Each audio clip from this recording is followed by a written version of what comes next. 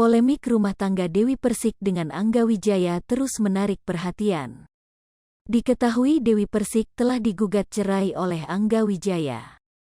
Penyebab utama keretakan rumah tangga mereka belum diketahui secara jelas. Isu seperti ekonomi hingga perselingkuhan mewarnai perceraian ini.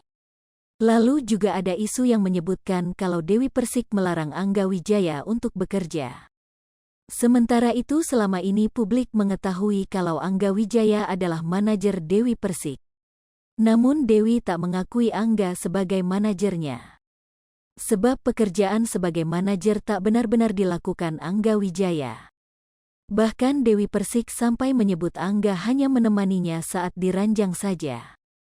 Hal itu disampaikan Dewi Persik dalam acara Pagi-Pagi Ambyar belum lama ini. Awalnya Dewi Persik menyangkal tuduhan yang menyebut kalau ia melarang Angga Wijaya bekerja. Aku mempersilakan dia main sinetron, aku mempersilakan dia untuk berkegiatan, ungkapnya.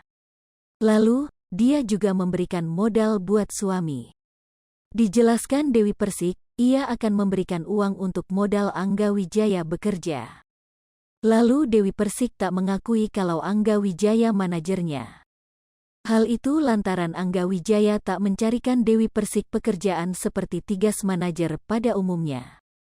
Manajer itu yang mencari pekerjaan, dia enggak mencari pekerjaan yang datang sama aku, kata Dewi Persik dilansir dari kanal YouTube Trans TV Official yang diunggah pada Senin, tanggal 27 Juni tahun 2022. Secara belak-belakan DP mengatakan kalau Angga Wijaya hanya menemaninya di ranjang. Itu cuma menemani aku di ranjang, ujar Dewi Persik. Sementara itu diketahui sidang perceraian Dewi Persik dan Angga Wijaya akan digelar pada tanggal 4 Juli tahun 2022 mendatang. Mantan istri Saipul Jamil itu pun mengatakan kalau ia pasti akan datang pada sidang tersebut.